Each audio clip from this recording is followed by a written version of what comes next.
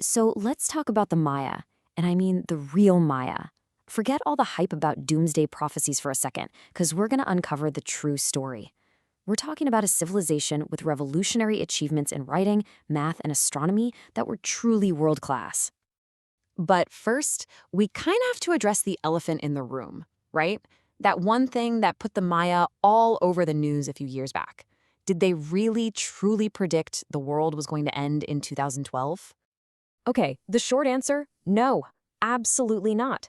It was a massive misunderstanding. And honestly, the truth is so much cooler.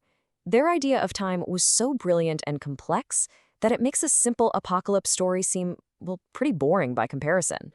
So, to really appreciate their genius with calendars, we have to understand the people behind them. We need to look beyond the pop culture myth and ask a more fundamental question. Who were the Maya really? Well, for starters, the Maya civilization thrived for centuries all across Mesoamerica.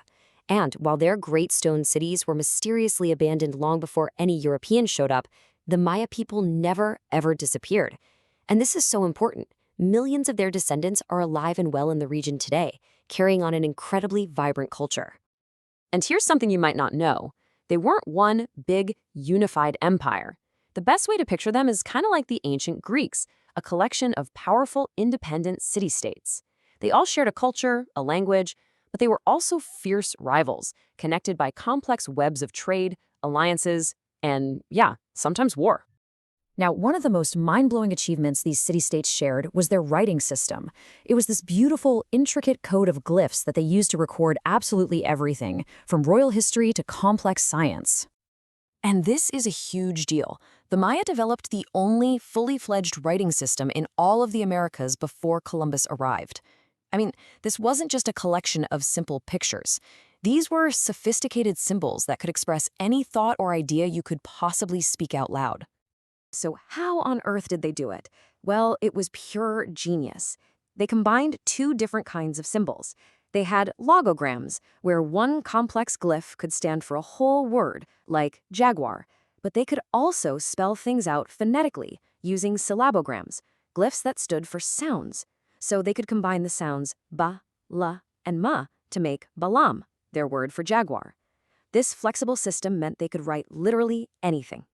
They recorded all this amazing knowledge in these beautiful accordion-style books made of fig bark called codices. But, and this is just tragic, in a deliberate act of cultural erasure, Spanish priests rounded them up and burned almost all of them. Out of potentially thousands of books, only 4. Just 4 are known to have survived. It's a heartbreaking glimpse of a library lost to history. But their genius with words was perfectly matched by their genius with numbers. And their entire mathematical system was built on one of the single most important ideas in human history. You know, most of us think in a base 10 system, probably because we have 10 fingers. But the Maya used a base 20, or the decimal system. They likely based it on counting all 20 of their fingers and toes. And this totally different framework for thinking about numbers allowed them to do some truly incredible things. And the system itself was just beautiful. It was so elegant. A dot was 1.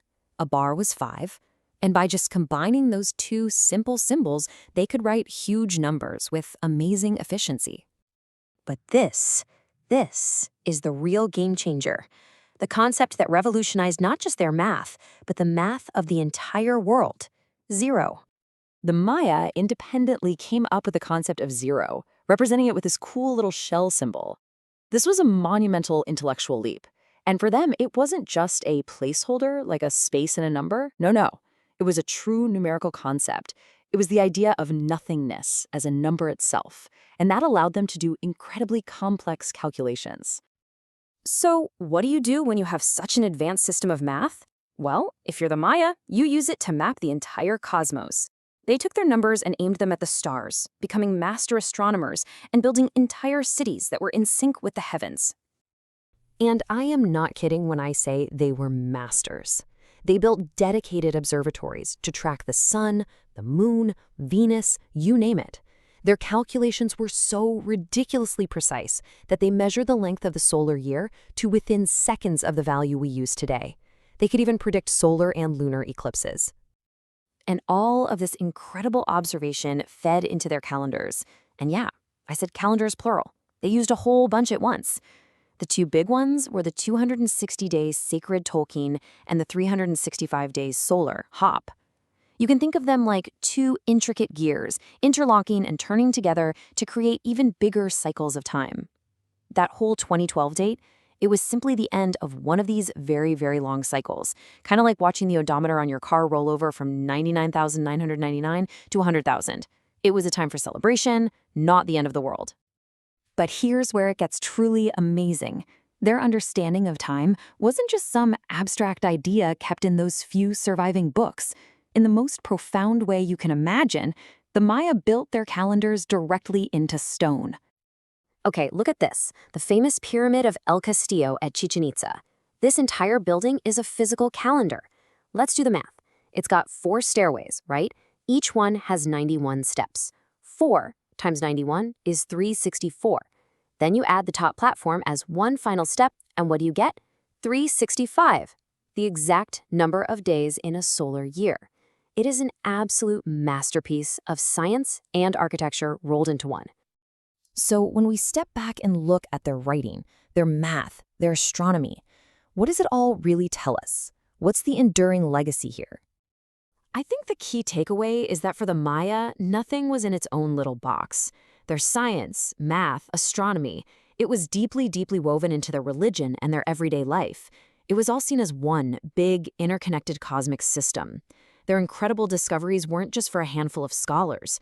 They were for everyone, written in the stars and literally built into the stones of their cities for all to see. And that just leaves us with this one final kind of haunting thought.